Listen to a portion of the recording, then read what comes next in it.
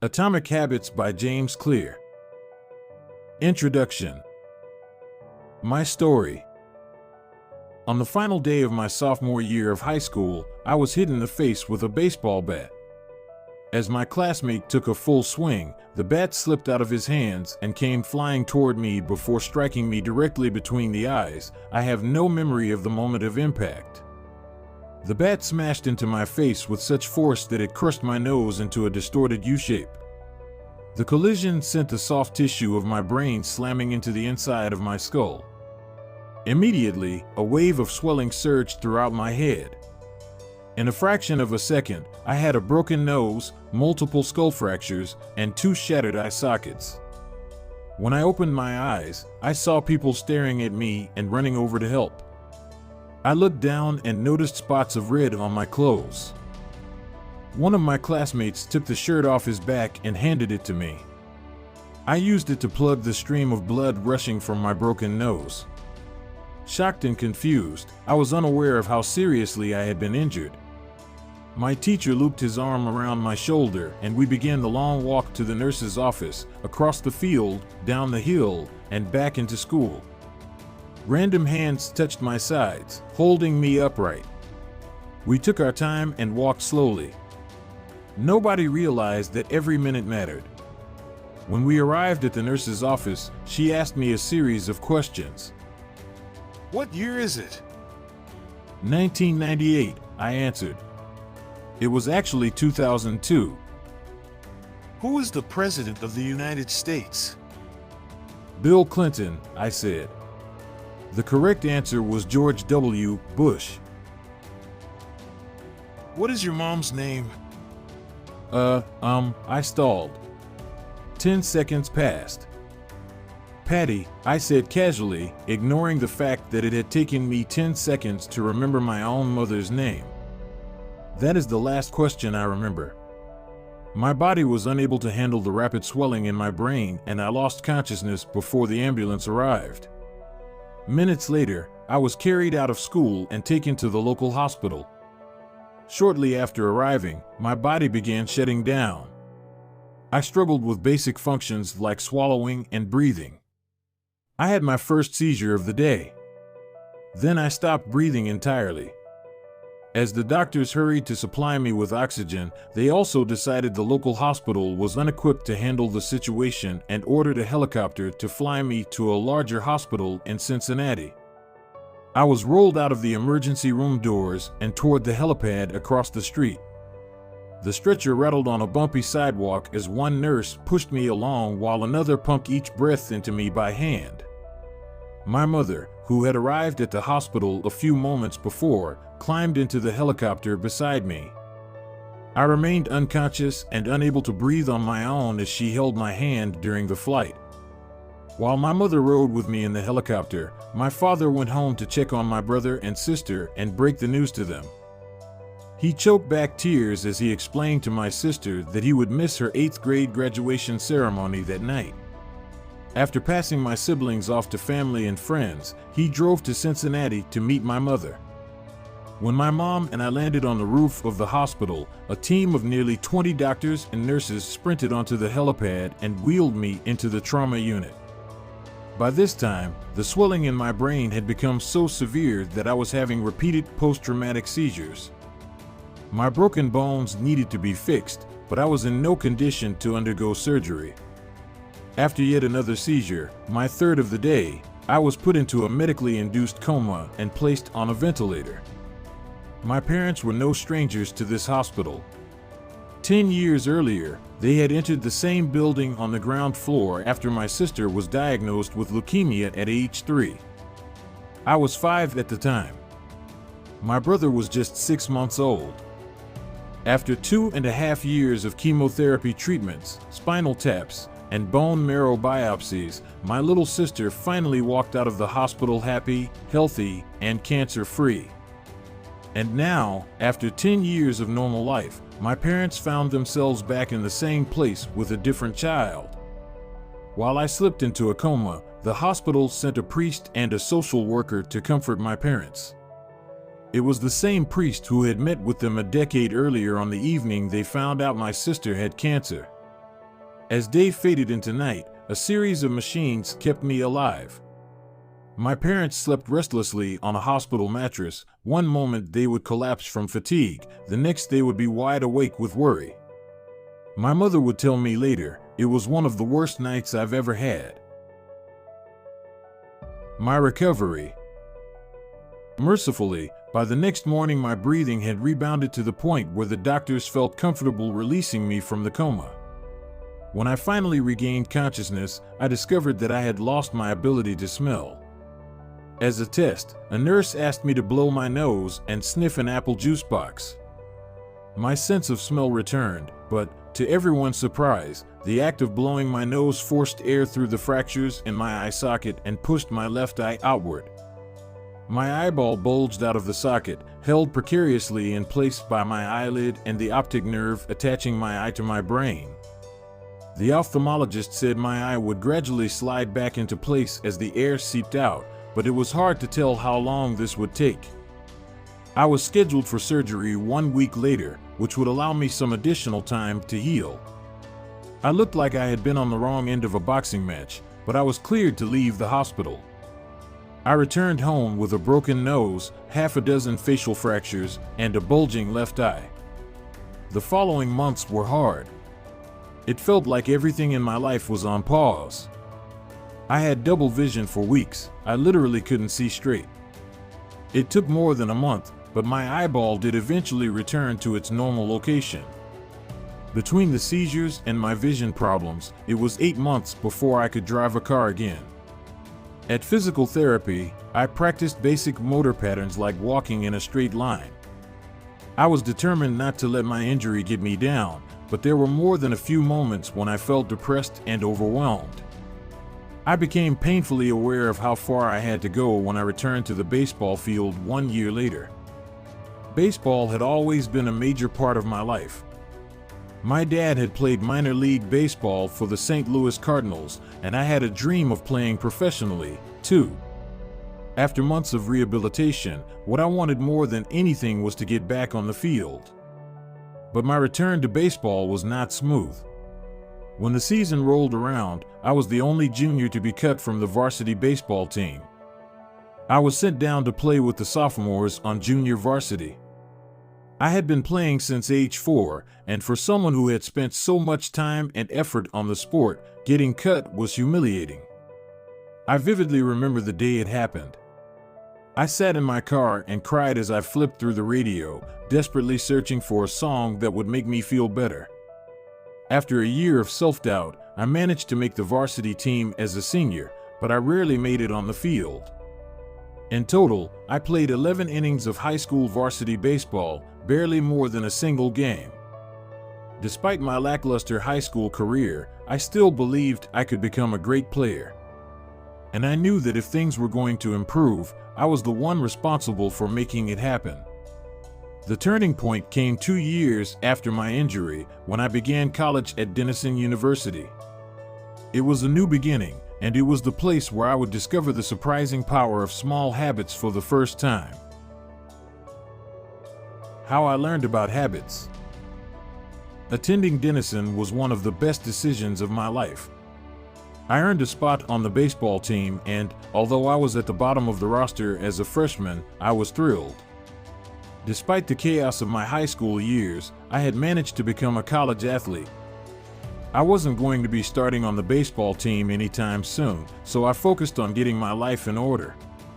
While my peers stayed up late and played video games, I built good sleep habits and went to bed early each night.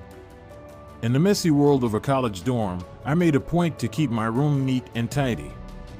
These improvements were minor, but they gave me a sense of control over my life. I started to feel confident again. And this growing belief in myself rippled into the classroom as I improved my study habits and managed to earn straight A's during my first year. A habit is a routine or behavior that is performed regularly and, in many cases, automatically. As each semester passed, I accumulated small but consistent habits that ultimately led to results that were unimaginable to me when I started. For example, for the first time in my life, I made it a habit to lift weights multiple times per week, and in the years that followed, my 6'4" frame bulked up from a featherweight 170 to a lean 200 pounds. When my sophomore season arrived, I earned a starting role on the pitching staff. By my junior year, I was voted team captain, and at the end of the season, I was selected for the all-conference team. But it was not until my senior season that my sleep habits, study habits, and strength training habits really began to pay off. 6 years after I had been hit in the face with a baseball bat, flown to the hospital, and placed into a coma, I was selected as the top male athlete at Denison University and named to the ESPN Academic All-America team, an honor given to just 33 players across the country. By the time I graduated, I was listed in the school record books in 8 different categories. That same year, I was awarded the university's highest academic honor, the President's Medal. I hope you'll forgive me if this sounds boastful. To be honest, there was nothing legendary or historic about my athletic career. I never ended up playing professionally. However, looking back on those years, I believe I accomplished something just as rare. I fulfilled my potential. And I believe the concepts in this book can help you fulfill your potential as well. We all face challenges in life. This injury was one of mine, and the experience taught me a critical lesson. Changes that seem small and unimportant at first will compound into remarkable results if you're willing to stick with them for years. We all deal with setbacks, but in the long run, the quality of our lives often depends on the quality of our habits. With the same habits, you'll end up with the same results. But with better habits, anything is possible. Maybe there are people who can achieve incredible success overnight. I don't know any of them, and I'm certainly not one of them.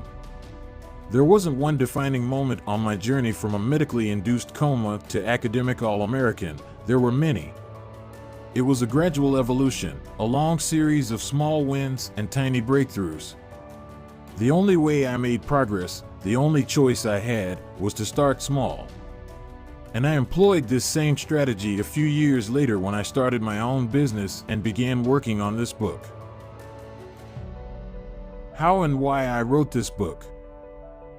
In November 2012, I began publishing articles at jamesclear.com.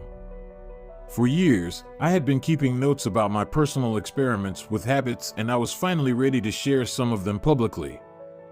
I began by publishing a new article every Monday and Thursday. Within a few months, this simple writing habit led to my first 1,000 email subscribers, and by the end of 2013, that number had grown to more than 30,000 people. In 2014, my email list expanded to over 100,000 subscribers, which made it one of the fastest-growing newsletters on the internet. I had felt like an imposter when I began writing 2 years earlier, but now I was becoming known as an expert on habits, a new label that excited me but also felt uncomfortable. I had never considered myself a master of the topic, but rather someone who was experimenting alongside my readers. In 2015, I reached 200,000 email subscribers and signed a book deal with Penguin Random House to begin writing the book you are reading now. As my audience grew, so did my business opportunities. I was increasingly asked to speak at top companies about the science of habit formation, behavior change, and continuous improvement. I found myself delivering keynote speeches at conferences in the United States and Europe. In 2016, my articles began to appear regularly in major publications like Time, Entrepreneur, and Forbes. Incredibly, my writing was read by over 8 million people that year. Coaches in the NFL, NBA, and MLB began reading my work and sharing it with their teams. At the start of 2017, I launched the Habits Academy, which became the premier training platform for organizations and individuals interested in building better habits in life and work. Fortune 500 companies and growing startups began to enroll their leaders and train their staff. In total, over 10,000 leaders, managers, coaches, and teachers have graduated from the Habits Academy, and my work with them has taught me an incredible amount about what it takes to make habits work in the real world. As I put the finishing touches on this book in 2018, JamesClear.com is receiving millions of visitors per month and nearly 500,000 people subscribe to my weekly email newsletter, a number that is so far beyond my expectations when I began that I'm not even sure what to think of it. How this book will benefit you. The entrepreneur and investor Naval Ravikant has said, to write a great book, you must first become the book. I originally learned about the ideas mentioned here because I had to live them. I had to rely on small habits to rebound from my injury, to get stronger in the gym, to perform at a high level on the field, to become a writer, to build a successful business, and simply to develop into a responsible adult. Small habits helped me fulfill my potential, and since you picked up this book, I'm guessing you'd like to fulfill yours as well. In the pages that follow, I will share a step-by-step plan for building better habits, not for days or weeks, but for a lifetime. While science supports everything I've written, this book is not an academic research paper, it's an operating manual. You'll find wisdom and practical advice front and center as I explain the science of how to create and change your habits in a way that is easy to understand and apply. The fields I draw on, biology, neuroscience, philosophy, psychology, and more, have been around for many years. What I offer you is a synthesis of the best ideas smart people figured out a long time ago, as well as the most compelling discoveries scientists have made recently. My contribution, I hope, is to find the ideas that matter most and connect them in a way that is highly actionable. Anything wise in these pages you should credit to the many experts who preceded me. Anything foolish, assume it is my error. The backbone of this book is my 4-step model of habits: cue, craving, response, and reward, and the 4 laws of behavior change that evolve out of these steps. Readers with a psychology background may recognize some of these terms from operant conditioning, which was first proposed as stimulus, response, reward by B. F. Skinner in the 1930s and has been popularized more recently as cue, routine, reward in The Power of Habit by Charles Duhigg. Behavioral scientists like Skinner realized that if you offered the right reward or punishment, you could get people to act in a certain way. But while Skinner's model did an excellent job of explaining how external stimuli influenced our habits, it lacked a good explanation for how our thoughts, feelings, and beliefs impact our behavior. Internal states, our moods and emotions, matter, too. In recent decades, scientists have begun to determine the connection between our thoughts, feelings, and behavior. This research will also be covered in these pages. In total, the framework I offer is an integrated model of the cognitive and behavioral sciences. I believe it is one of the first models of human behavior to accurately account for both the influence of external stimuli and internal emotions on our habits. While some of the language may be familiar, I am confident that the details and the applications of the 4 laws of behavior change will offer a new way to think about your habits. Human behavior is always changing, situation to situation, moment to moment, second to second. But this book is about what doesn't change. It's about the fundamentals of human behavior. The lasting principles you can rely on year after year. The ideas you can build a business around, build a family around, build a life around. There is no one right way to create better habits, but this book describes the best way I know, an approach that will be effective regardless of where you start or what you're trying to change.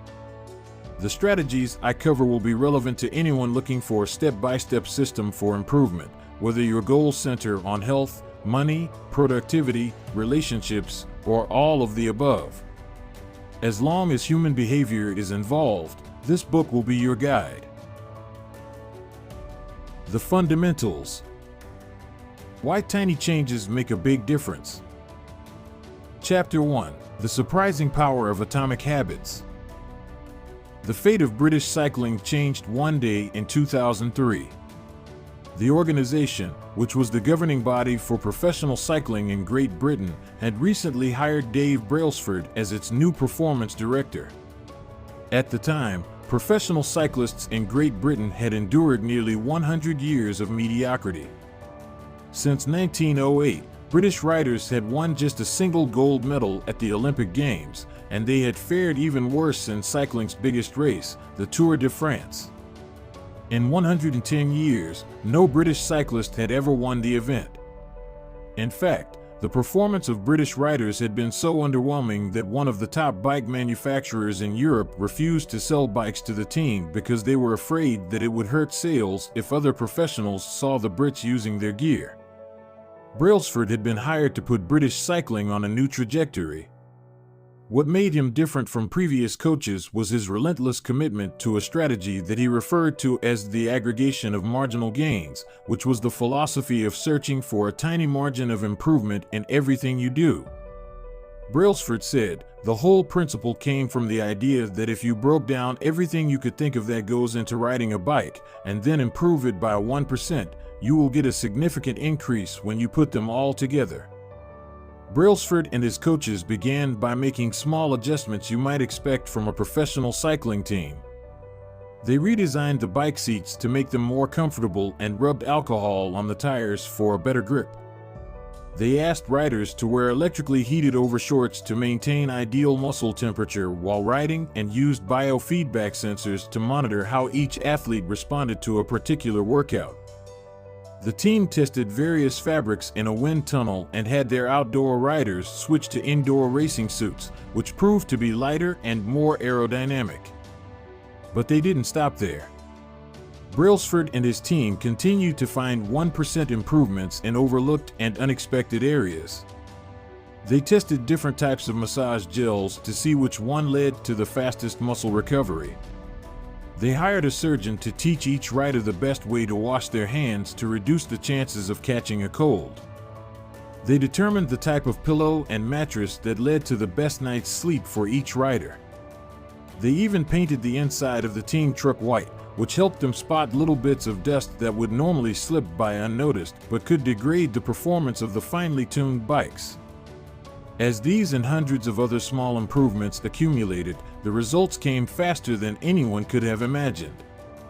Just 5 years after Brailsford took over, the British cycling team dominated the road and track cycling events at the 2008 Olympic Games in Beijing, where they won an astounding 60% of the gold medals available.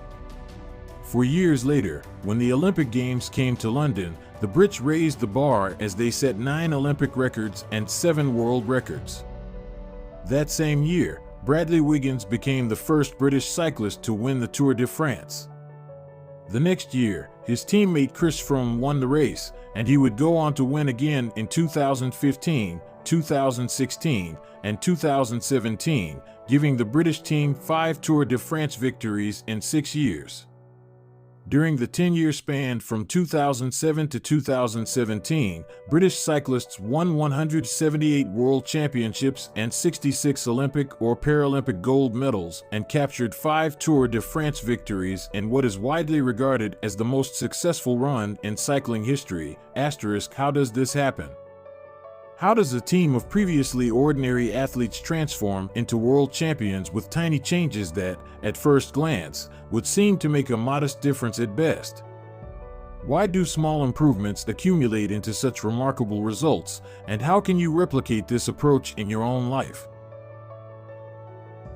Why small habits make a big difference? It is so easy to overestimate the importance of one defining moment and underestimate the value of making small improvements on a daily basis. Too often, we convince ourselves that massive success requires massive action. Whether it is losing weight, building a business, writing a book, winning a championship, or achieving any other goal, we put pressure on ourselves to make some earth-shattering improvement that everyone will talk about. Meanwhile, improving by 1% isn't particularly notable. Sometimes it isn't even noticeable, but it can be far more meaningful, especially in the long run.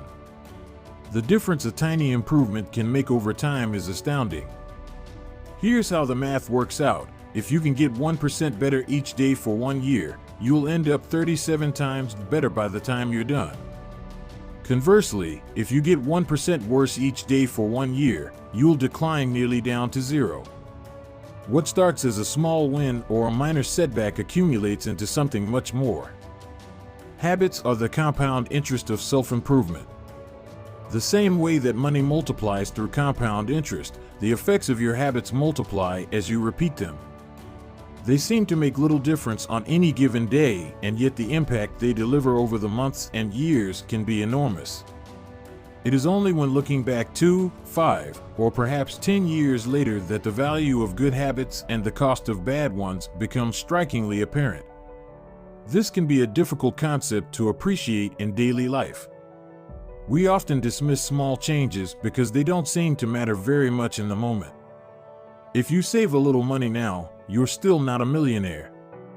If you go to the gym 3 days in a row, you're still out of shape. If you study Mandarin for an hour tonight, you still haven't learned the language. We make a few changes, but the results never seem to come quickly, and so we slide back into our previous routines. Unfortunately, the slow pace of transformation also makes it easy to let a bad habit slide. If you eat an unhealthy meal today, the scale doesn't move much. If you work late tonight and ignore your family, they will forgive you. If you procrastinate and put your project off until tomorrow, there will usually be time to finish it later. A single decision is easy to dismiss. But when we repeat 1% errors day after day, by replicating poor decisions, duplicating tiny mistakes, and rationalizing little excuses, our small choices compound into toxic results. It's the accumulation of many missteps, a 1% decline here and there, that eventually leads to a problem. The impact created by a change in your habits is similar to the effect of shifting the route of an airplane by just a few degrees. Imagine you are flying from Los Angeles to New York City. If a pilot leaving from LAX adjusts the heading just 3.5 degrees south, you will land in Washington, D.C., instead of New York. Such a small change is barely noticeable at takeoff. The nose of the airplane moves just a few feet, but when magnified across the entire United States, you end up hundreds of miles apart. Similarly, a slight change in your daily habits can guide your life to a very different destination. Making a choice that is 1% better or 1% worse seems insignificant in the moment, but over the span of moments that make up a lifetime, these choices determine the difference between who you are and who you could be. Success is the product of daily habits, not once-in-a-lifetime transformations. That said, it doesn't matter how successful or unsuccessful you are right now. What matters is whether your habits are putting you on the path toward success. You should be far more concerned with your current trajectory than with your current results. If you're a millionaire but you spend more than you earn each month, then you're on a bad trajectory. If your spending habits don't change, it's not going to end well. Conversely, if you're broke, but you save a little bit every month, then you're on the path toward financial freedom, even if you're moving slower than you'd like. Your outcomes are a lagging measure of your habits. Your net worth is a lagging measure of your financial habits. Your weight is a lagging measure of your eating habits. Your knowledge is a lagging measure of your learning habits. Your clutter is a lagging measure of your cleaning habits. You get what you repeat. If you want to predict where you'll end up in life, all you have to do is follow the curve of tiny gains or tiny losses and see how your daily choices will compound 10 or 20 years down the line. Are you spending less than you earn each month? Are you making it into the gym each week? Are you reading books and learning something new each day?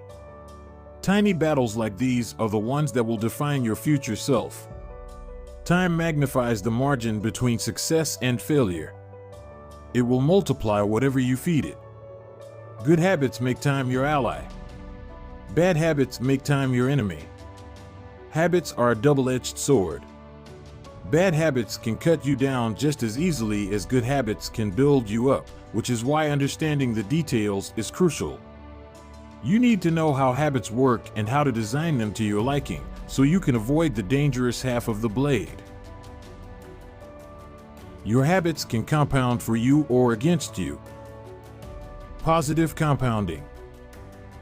Productivity compounds. Accomplishing one extra task is a small feat on any given day, but it counts for a lot over an entire career.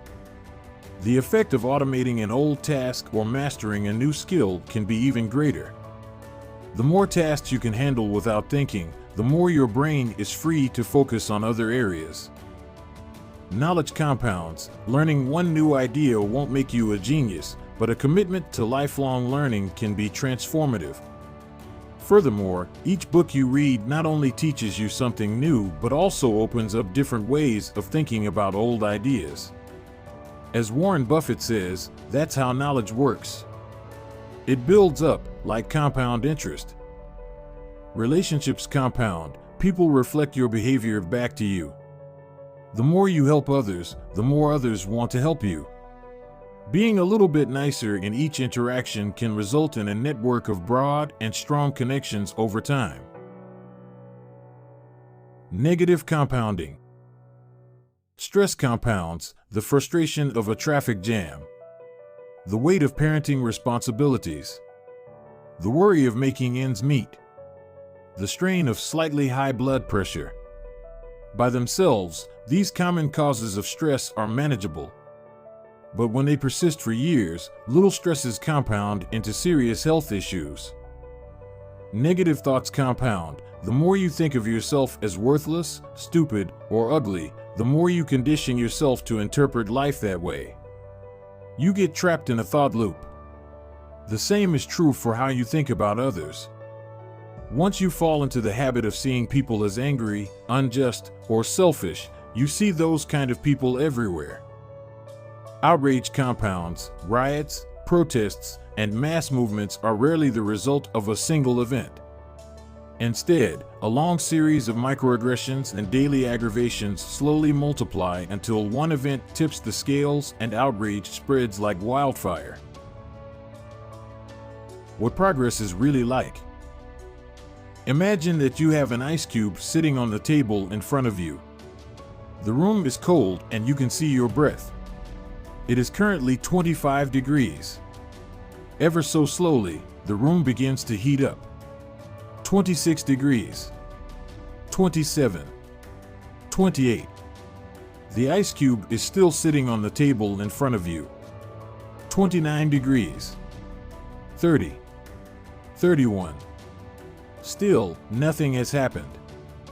Then, 32 degrees. The ice begins to melt.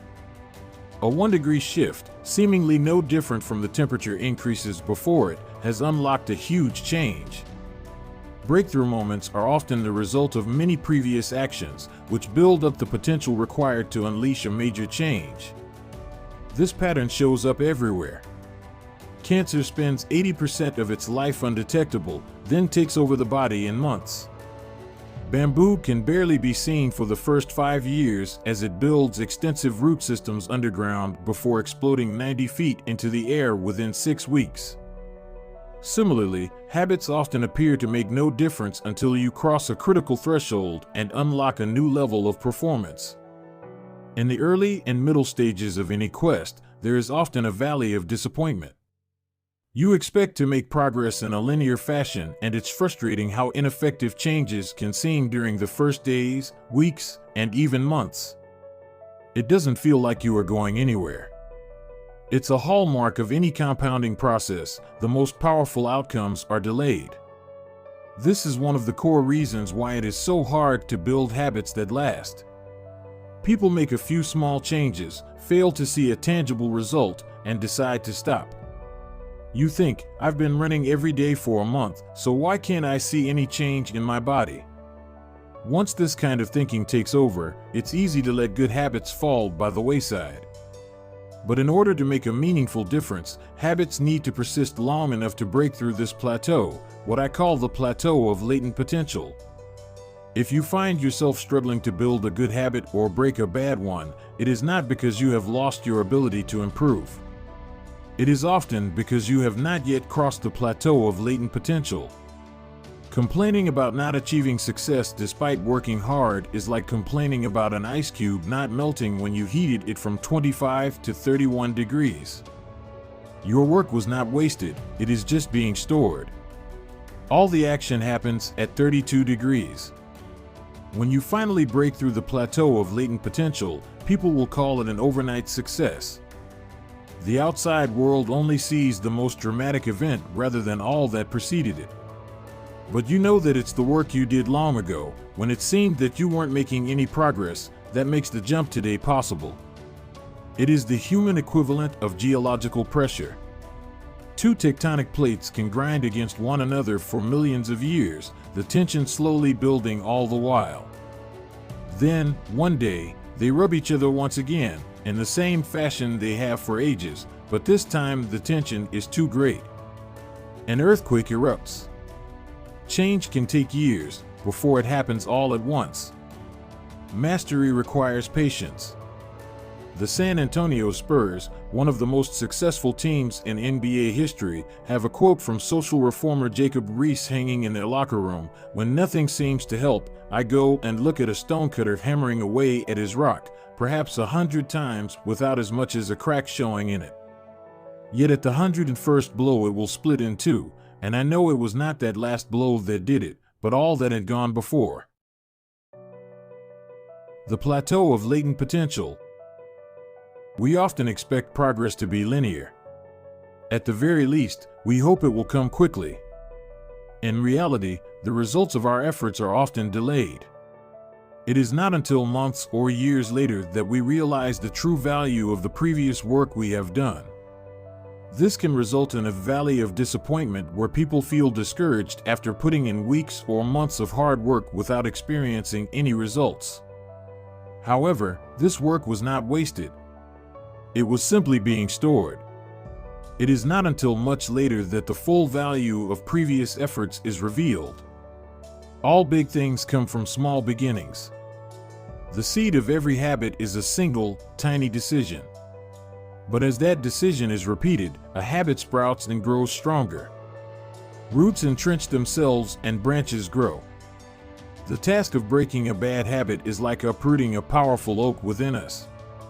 And the task of building a good habit is like cultivating a delicate flower one day at a time. But what determines whether we stick with a habit long enough to survive the plateau of latent potential and break through to the other side? What is it that causes some people to slide into unwanted habits and enables others to enjoy the compounding effects of good ones? Forget about goals, focus on systems instead. Prevailing wisdom claims that the best way to achieve what we want in life, getting into better shape, building a successful business, relaxing more and worrying less, spending more time with friends and family, is to set specific, actionable goals. For many years, this was how I approached my habits, too. Each one was a goal to be reached. I set goals for the grades I wanted to get in school, for the weights I wanted to lift in the gym, for the profits I wanted to earn in business. I succeeded at a few, but I failed at a lot of them. Eventually, I began to realize that my results had very little to do with the goals I set and nearly everything to do with the systems I followed. What's the difference between systems and goals? It's a distinction I first learned from Scott Adams, the cartoonist behind the Dilbert comic. Goals are about the results you want to achieve. Systems are about the processes that lead to those results. If you're a coach, your goal might be to win a championship. Your system is the way you recruit players, manage your assistant coaches, and conduct practice. If you're an entrepreneur, your goal might be to build $1 million business. Your system is how you test product ideas, hire employees, and run marketing campaigns. If you're a musician, your goal might be to play a new piece. Your system is how often you practice, how you break down and tackle difficult measures, and your method for receiving feedback from your instructor. Now for the interesting question: if you completely ignored your goals and focused only on your system, would you still succeed?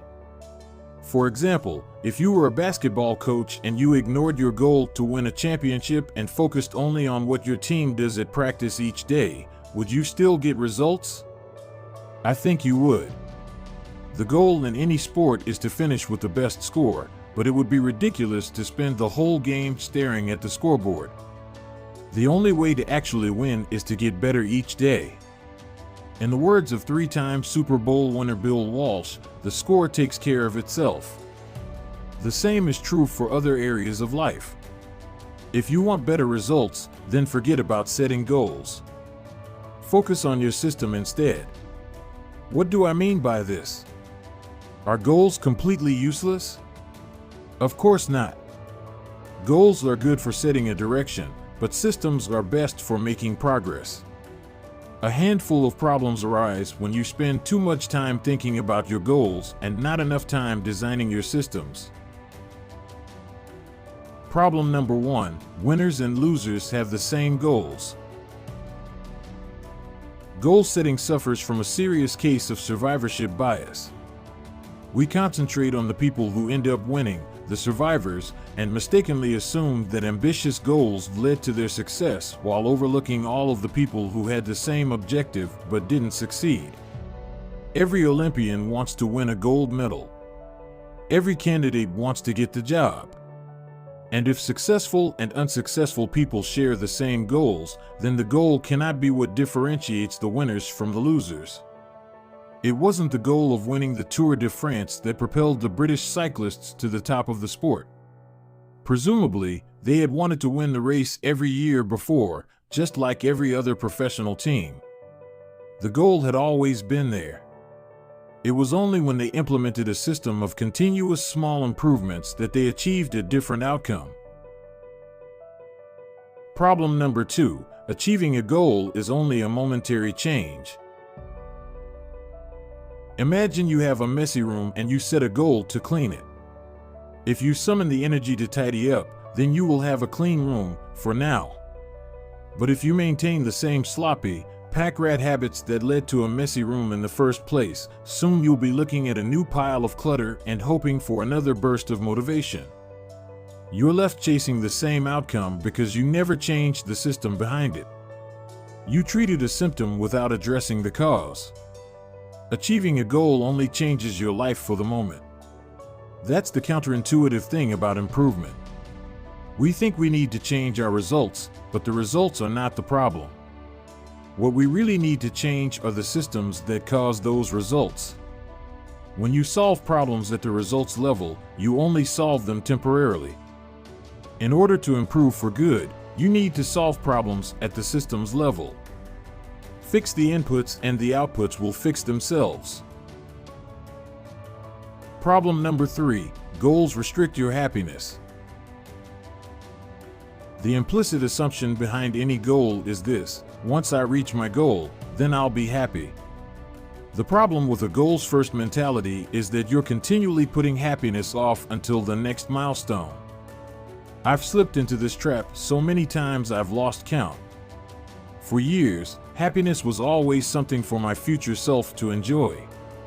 I promised myself that once I gained 20 pounds of muscle or after my business was featured in the New York Times, then I could finally relax. Furthermore, goals create an either-or conflict. Either you achieve your goal and are successful, or you fail and you are a disappointment. You mentally box yourself into a narrow version of happiness. This is misguided. It is unlikely that your actual path through life will match the exact journey you had in mind when you set out. It makes no sense to restrict your satisfaction to one scenario when there are many paths to success. A systems-first mentality provides the antidote. When you fall in love with the process rather than the product, you don't have to wait to give yourself permission to be happy. You can be satisfied anytime your system is running. And a system can be successful in many different forms, not just the one you first envision. Problem number 4: goals are at odds with long-term progress. Finally, a goal-oriented mindset can create a yo-yo effect. Many runners work hard for months, but as soon as they cross the finish line, they stop training. The race is no longer there to motivate them. When all of your hard work is focused on a particular goal, what is left to push you forward after you achieve it? This is why many people find themselves reverting to their old habits after accomplishing a goal. The purpose of setting goals is to win the game. The purpose of building systems is to continue playing the game. True long-term thinking is goal-less thinking. It's not about any single accomplishment. It is about the cycle of endless refinement and continuous improvement. Ultimately, it is your commitment to the process that will determine your progress. A system of atomic habits. If you're having trouble changing your habits, the problem isn't you. The problem is your system. Bad habits repeat themselves again and again, not because you don't want to change, but because you have the wrong system for change. You do not rise to the level of your goals. You fall to the level of your systems. Focusing on the overall system, rather than a single goal, is one of the core themes of this book. It is also one of the deeper meanings behind the word atomic. By now, you've probably realized that an atomic habit refers to a tiny change, a marginal gain, a 1% improvement. But atomic habits are not just any old habits, however small. They are little habits that are part of a larger system. Just as atoms are the building blocks of molecules, atomic habits are the building blocks of remarkable results. Habits are like the atoms of our lives. Each one is a fundamental unit that contributes to your overall improvement. At first, these tiny routines seem insignificant, but soon they build on each other and fuel bigger wins that multiply to a degree that far outweighs the cost of their initial investment. They are both small and mighty. This is the meaning of the phrase atomic habits, a regular practice or routine that is not only small and easy to do, but also the source of incredible power, a component of the system of compound growth. Chapter Summary. Habits are the compound interest of self-improvement. Getting 1% better every day counts for a lot in the long run. Habits are a double-edged sword.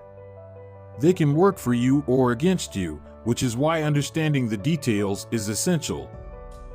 Small changes often appear to make no difference until you cross a critical threshold. The most powerful outcomes of any compounding process are delayed. You need to be patient. An atomic habit is a little habit that is part of a larger system. Just as atoms are the building blocks of molecules, atomic habits are the building blocks of remarkable results. If you want better results, then forget about setting goals. Focus on your system instead.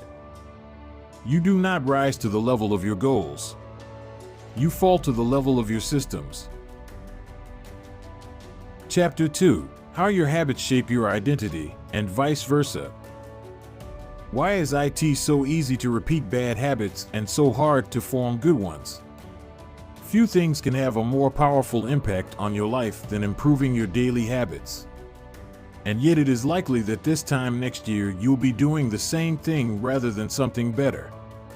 It often feels difficult to keep good habits going for more than a few days, even with sincere effort and the occasional burst of motivation. Habits like exercise, meditation, journaling, and cooking are reasonable for a day or two and then become a hassle. However, once your habits are established, they seem to stick around forever, especially the unwanted ones. Despite our best intentions, unhealthy habits like eating junk food, watching too much television, procrastinating, and smoking can feel impossible to break. Changing our habits is challenging for two reasons. 1, we try to change the wrong thing, and 2, we try to change our habits in the wrong way. In this chapter, I'll address the first point. In the chapters that follow, I'll answer the second. Our first mistake is that we try to change the wrong thing. To understand what I mean, consider that there are 3 levels at which change can occur. You can imagine them like the layers of an onion. 3 layers of behavior change. There are 3 layers of behavior change: a change in your outcomes, a change in your processes, or a change in your identity. The first layer is changing your outcomes. This level is concerned with changing your results, losing weight, publishing a book, winning a championship. Most of the goals you set are associated with this level of change. The second layer is changing your process. This level is concerned with changing your habits and systems, implementing a new routine at the gym, decluttering your desk for better workflow, developing a meditation practice. Most of the habits you build are associated with this level. The third and deepest layer is changing your identity. This level is concerned with changing your beliefs, your worldview, your self-image, your judgments about yourself and others. Most of the beliefs, assumptions, and biases you hold are associated with this level. Outcomes are about what you get. Processes are about what you do. Identity is about what you believe. When it comes to building habits that last, when it comes to building a system of 1% improvements, the problem is not that one level is better or worse than another. All levels of change are useful in their own way. The problem is the direction of change. Many people begin the process of changing their habits by focusing on what they want to achieve. This leads us to outcome-based habits. The alternative is to build identity-based habits. With this approach, we start by focusing on who we wish to become. With outcome-based habits, the focus is on what you want to achieve. With identity-based habits, the focus is on who you wish to become. Imagine two people resisting a cigarette. When offered a smoke, the first person says, "No thanks. I'm trying to quit." It sounds like a reasonable response, but this person still believes they are a smoker who is trying to be something else. They are hoping their behavior will change while carrying around the same beliefs. The second person declines by saying, "No thanks. I'm not a smoker." It's a small difference, but this statement signals a shift in identity. Smoking was part of their former life, not their current one. They no longer identify as someone who smokes. Most people don't even consider identity change when they set out to improve. They just think, "I want to be skinny," outcome, and if I stick to this diet, then I'll be skinny, process. They set goals and determine the actions they should take to achieve those goals without considering the beliefs that drive their actions. They never shift the way they look at themselves, and they don't realize that their old identity can sabotage their new plans for change. Behind every system of actions are a system of beliefs. The system of a democracy is founded on beliefs like freedom, majority rule, and social equality. The system of a dictatorship has a very different set of beliefs like absolute authority and strict obedience. You can imagine many ways to try to get more people to vote in a democracy, but such behavior change would never get off the ground in a dictatorship. That's not the identity of the system. Voting is a behavior that is impossible under a certain set of beliefs. A similar pattern exists whether we are discussing individuals, organizations, or societies. There are a set of beliefs and assumptions that shape the system and identity behind the habits. Behavior that is incongruent with the self will not last. You may want more money, but if your identity is someone who consumes rather than creates, then you will continue to be pulled toward spending rather than earning. You may want better health, but if you continue to prioritize comfort over accomplishment, you'll be drawn to relaxing rather than training. It's hard to change your habits if you never change the underlying beliefs that led to your past behavior. You have a new goal and a new plan, but you haven't changed who you are. The story of Brian Clark, an entrepreneur from Boulder, Colorado, provides a good example. "For as long as I can remember, I've chewed my fingernails," Clark told me. "It started as a nervous habit when I was young, and then morphed into an undesirable grooming ritual. One day, I resolved to stop chewing my nails until they grew out a bit. Through mindful willpower alone, I managed to do it." Then, Clark did something surprising. "I asked my wife to schedule my first ever manicure," he said. "My thought was that if I started paying to maintain my nails, I wouldn't chew them. And it worked, but not for the monetary reason. What happened was the manicure made my fingers look really nice for the first time. The manicurist even said that, other than the chewing, I had really healthy, attractive nails. Suddenly, I was proud of my fingernails. And even though that's something I had never aspired to, it made all the difference. I've never chewed my nails since, not even a single close call. And it's because I now take pride in properly caring for them. The ultimate form of intrinsic motivation is when a habit becomes part of your identity. It's one thing to say I'm the type of person who wants this. It's something very different to say I'm the type of person who is this.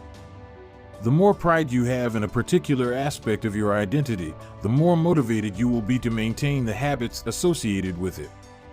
If you're proud of how your hair looks, you'll develop all sorts of habits to care for and maintain it. If you're proud of the size of your biceps, you'll make sure you never skip an upper body workout. If you're proud of the scarves you knit, you'll be more likely to spend hours knitting each week. Once your pride gets involved, you'll fight tooth and nail to maintain your habits. True behavior change is identity change. You might start a habit because of motivation, but the only reason you'll stick with one is that it becomes part of your identity. Anyone can convince themselves to visit the gym or eat healthy once or twice, but if you don't shift the belief behind the behavior, then it is hard to stick with long-term changes. Improvements are only temporary until they become part of who you are. The goal is not to read a book, the goal is to become a reader. The goal is not to run a marathon, the goal is to become a runner. The goal is not to learn an instrument, the goal is to become a musician. Your behaviors are usually a reflection of your identity. What you do is an indication of the type of person you believe that you are, either consciously or non-consciously. Research has shown that once a person believes in a particular aspect of their identity, they are more likely to act in alignment with that belief. For example, people who identified as being a voter were more likely to vote than those who simply claimed voting was an action they wanted to perform. Similarly, the person who incorporates exercise into their identity doesn't have to convince themselves to train. Doing the right thing is easy. After all, when your behavior and your identity are fully aligned, you are no longer pursuing behavior change. You are simply acting like the type of person you already believe yourself to be. Like all aspects of habit formation, this, too, is a double-edged sword. When working for you, identity change can be a powerful force for self-improvement. When working against you, though, identity change can be a curse. Once you have adopted an identity, it can be easy to let your allegiance to it impact your ability to change. Many people walk through life in a cognitive slumber, blindly following the norms attached to their identity. I'm terrible with directions. I'm not a morning person. I'm bad at remembering people's names. I'm always late. I'm not good with technology. I'm horrible at math, and 1,000 other variations. When you have repeated a story to yourself for years, it is easy to slide into these mental grooves and accept them as a fact. In time, you begin to resist certain actions because that's not who I am. There is internal pressure to maintain your self-image and behave in a way that is consistent with your beliefs. You find whatever way you can to avoid contradicting yourself.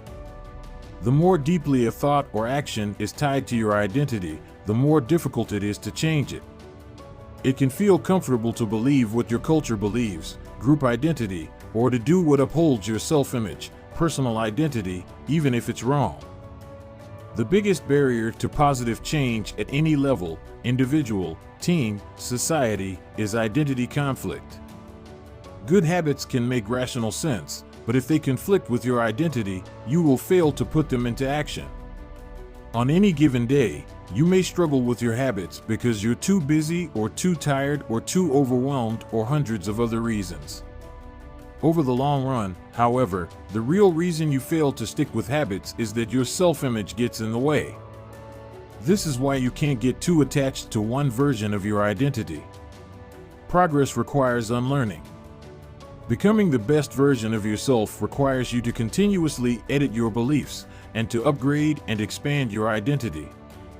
This brings us to an important question. If your beliefs and worldview play such an important role in your behavior, where do they come from in the first place? How, exactly, is your identity formed? And how can you emphasize new aspects of your identity that serve you and gradually erase the pieces that hinder you? The two-step process TO